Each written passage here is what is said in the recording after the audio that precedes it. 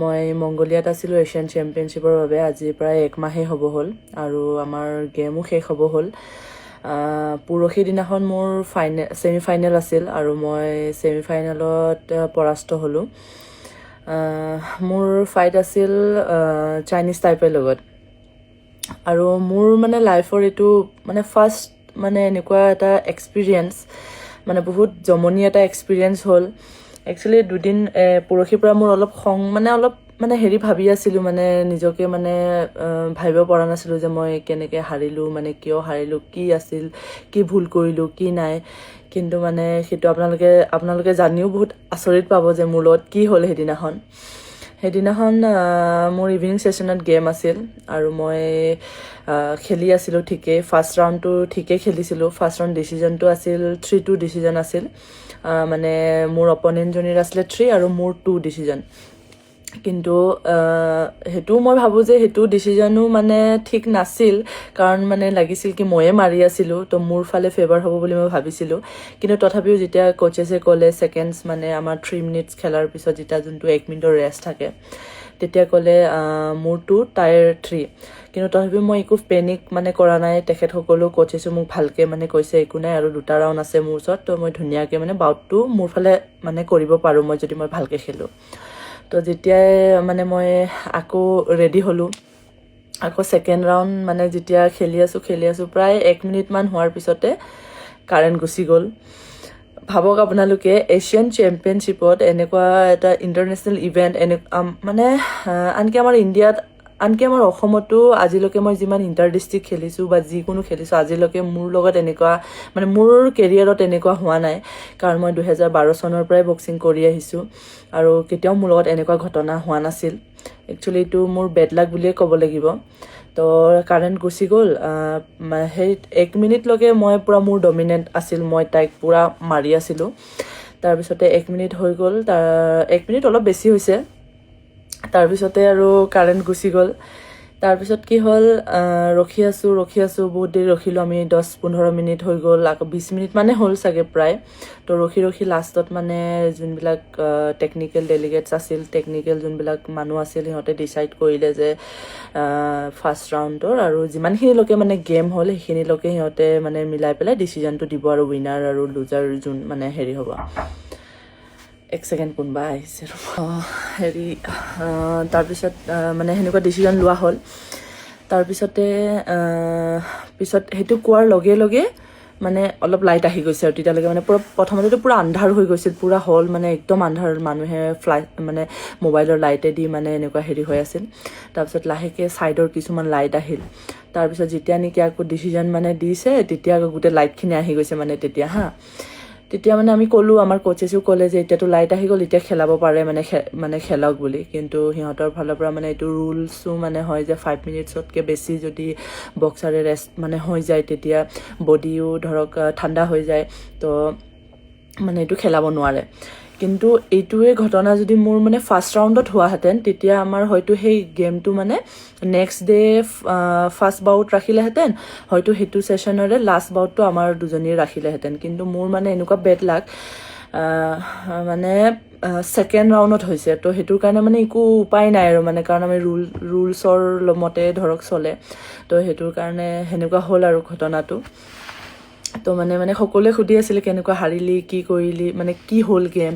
তো মই কিমানক এক্সপ্লেনেশ্যন দি থাকিম যে এনেকুৱা হ'ল, এনেকুৱা হ'ল। তো সেইটো কাৰণে মই ভাবিলোঁ কি নাই, ভিডিঅ' এটাই বনাই আপোনালোকৰ ওচৰত মই দিওঁ। কাৰণ যিহেতু ফাৰ্ষ্ট মংগোলিয়া আহোঁতেও মই এটা ভিডিঅ' দিছিলোঁ FBত। তো সেইটো কাৰণে ভাবিলোঁ কি দি দিওঁ। আৰু মই যিকোনো মেডেল এটা ধৰক লৈ যাবলৈ সক্ষম হৈছোঁ। এনেইতো গ'ল্ডে পাম বুলি বা গ'ল্ডে ল'ম বুলি আমি ট্ৰেইনিং কৰিছিলোঁ বা সেনেকুৱা আশামতে আমাৰ চব প্লেনিং সেনেকুৱাই আছিলে যে মই এবাৰ গ'ল্ড মেডেল লৈ যাওঁ আমাৰ ইণ্ডিয়া আৰু অসমৰ কাৰণে। কিন্তু সেয়াই আৰু সেইটো ঘটনাৰ কাৰণে মই ধৰক ফুল গেমখনো খেলিব নোৱাৰিলোঁ আৰু এনেকৈ হৈ গ'ল মই হাৰি গ'লোঁ। তো সেইটো কাৰণে মই ব্ৰঞ্জ মেডেল পাবলৈ সক্ষম হ'লোঁ।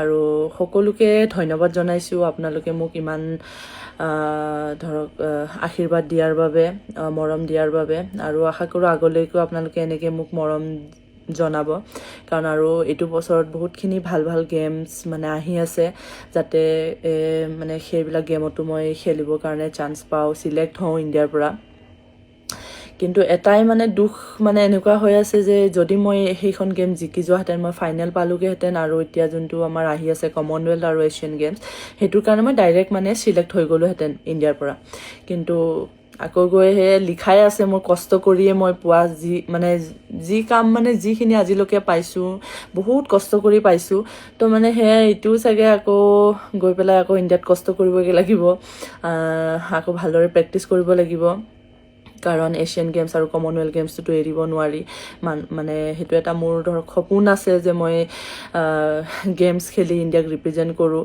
তো আপোনালোকে এনেকৈ মোক আশীৰ্বাদ জনাই থাকিব যাতে মই আমাৰ দেশৰ বাবে নাম কঢ়িয়াই আনিব পাৰোঁ ধন্যবাদ আৰু এটা কথা ক'বলৈ পাহৰি গৈছিলোঁ বুলি নহয় এটা কথা মই মোৰ মানে এক্সপিৰিয়েঞ্চৰ পৰা ক'ব বিচাৰিছোঁ যে যোনজনী মোৰ অপনেণ্ট আছিল তাই ৰিচেণ্টলি যোনটো আমাৰ 2024ত পেৰিছ অলিম্পিক হৈ গৈছিল তাতে তাই ব্ৰঞ্জ মেডেল আছিল 65 ৱেইট কেটেগৰীত আৰু মানে যেতিয়া নেকি গম পাইছোঁ ছেমিফাইনেল তাইৰ লগত আছে মানে অলপ এনেকুৱা মানে গেমবিলাক আমাৰ যেতিয়া কোচেছে ভিডিঅ' এনালাইচিছ হয় আমাৰ তেতিয়া মই চাইছোঁ তাইৰ গেম তেতিয়াতো তেখেতসকলৰ পৰা বহুত পজিটিভ এটা মানে আছিল যে তই জিকিবি কাৰণ তাইৰ মানে ইমান একো টেকনিকেল ৱাইজ মানে একো হেৰি নাই কাৰণ মোৰ তাইতকৈ বেছি মই পাঞ্চেছ বহুত মাৰোঁ বুলি কিন্তু মানে এটা যিমান যি হ'লেও মানে এটা এনেকৈ থাকে কি অলিম্পিক মেডেলিষ্ট মানে অলপ হ'লেও মানে এটা ভয় বুলিও নকয় মানে এটা থাকে যে মই কেনেকৈ কি মানে বেছি মানে ভবা হয় যে কেনেকৈ মাৰিম কি কৰিম মানে তাইৰ মোতকৈ বেছি এক্সপিৰিয়েঞ্চ আছে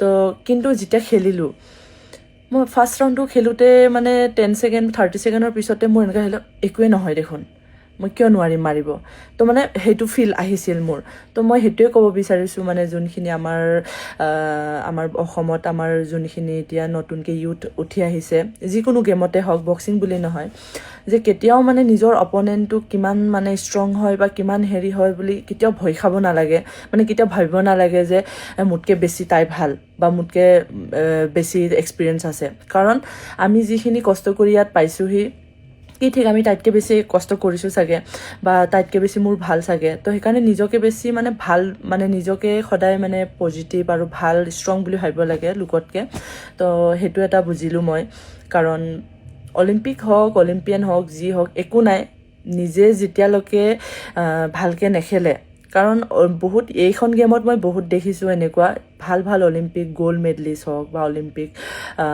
প্লেয়াৰ বা অলিম্পিক মেডেলিষ্টেই হওক মানে নৰ্মেল আমাৰ নিচিনা মানে ধৰক মোৰনো কি পাৰফৰ্মেঞ্চ আছে ধৰক মই ইউথতে আছিল মোৰ পাৰফৰ্মেঞ্চ তাৰপিছততো ধৰক নাই তো মানে সেনেকুৱা বক্সাৰেও মানে মাৰি হাৰুৱাইছে তো মানে সেইটোৱে নিজকে সদায় বেষ্ট ভাবিব লাগে আৰু এটা শিকিলোঁ যে ফাৰ্ষ্ট ৰাউণ্ডটো কিমান ইম্পৰ্টেণ্ট হয় বক্সিঙত মানে বহুত বেছি ইম্পৰ্টেণ্ট কাৰণ সেই দিনাখন যদি ফাৰ্ষ্ট ৰাউণ্ডটো যদি 3-2 হওক যিয়ে হওক মোৰ ফালে যদি থাকাহেঁতেন কি ঠিক মই জিকি গ'লোহেঁতেন সেইদিনাখন তো সেইকাৰণে ফাৰ্ষ্টৰ পৰাই ডমিনেট কৰিব লাগে সেইটোৱে কওঁ আমাৰ অসমৰ বক্সাৰখিনিক মই সেইটোৱে ক'ব বিচাৰিছোঁ যে এৰি দিব নালাগে প্ৰথম ৰাউণ্ডৰ পৰাই তো মই মোৰ এইটো লেচনো হ'ল মই বহুত কথা শিকিবও পাৰিলোঁ এইটো এক্সপিৰিয়েঞ্চৰ পৰা তো সেয়াই আৰু আমাৰ কোচেছ হওক বা আমাৰ ইণ্ডিয়াৰ যিমানখিনি ছাপৰ্টিং ষ্টাফ হওক মানে সকলোৱে মোক বহুত পজিটিভলি মটিভেট কৰিছে যে একো নহয় যেনেকৈ মই অলপ আগত কৈ গৈছিলোঁ যে বেড লাক মানে এনেকুৱা ভাবিছিলোঁ মই মোৰ লগতে কিয় বাৰে বাৰে এনেকুৱা হয় কাৰণ এনেকুৱা ঘটনা মানে ছেইম ঘটনা নহয় মানে পইণ্টছৰ হেৰি হিচাপে মোৰ অলিম্পিকৰ যেতিয়া মই থাইলেণ্ডত লাষ্ট কোৱালিফিকেশ্যন 2024ত গৈছিলোঁ তেতিয়াও মোৰ লগত অলপ সেনেকুৱা ধৰণৰ হৈছিল তো সেনেকুৱাও হৈছিল মোৰ লগত থাইলেণ্ডত থাকোঁতে তো মানে তেতিয়া আকৌ হৈছিল মানে পইণ্ট হিচাপে চাব গ'লে মই 2টা ৰাউণ্ড জিকি আছিলোঁ কিন্তু আকৌ গোটেই অল 3টা ৰাউণ্ডৰ কেলকুলেট কৰিলে মানে মোৰ অপনেণ্টজনী জিকি আছিল তো সেনেকুৱা হিচাপে মই লাষ্ট ফাইনেল বাউটখন হাৰি গ'লোঁ অলপৰ কাৰণে অলিম্পিক কোৱালিফায়াৰ পৰা মই থাকি গৈছিলোঁ তো মানে সেইবিলাক ভাবি মানে মই বহুত দুখ লাগি আছিল এই দুদিন মানে ধৰক মানে কি ক'ম আৰু কিন্তু তেখেতসকলে মানে কোচেছে সদায় মানে এই দুদিনত বহুত মানে পজিটিভলি মোক মানে ৰেছপন্স কৰি আছে যে একো নহয় তই জিকিছিলি মানে তোৰ এইটো হ'ব লগাই আছিলে ধৰ হৈ গ'ল কিন্তু এতিয়া মানে নেক্সট আৰু যোনখিনি গেম আহি আছে সেইখিনিৰ কথা ভাবিবৰ কাৰণে চ' সেইটোৱে আৰু এতিয়া ভিডিঅ'টো একচুৱেলি বহুত দীঘল হৈ গ'ল। কিমানে ইমান লাষ্টলৈকে চাব মই নাজানো, কিন্তু যিসকলে ইমান লাষ্টলৈকে মোৰ কথা শুনাৰ বাবে মই সেইসকলক মানে বহুত বহুত ধন্যবাদ জনাইছোঁ।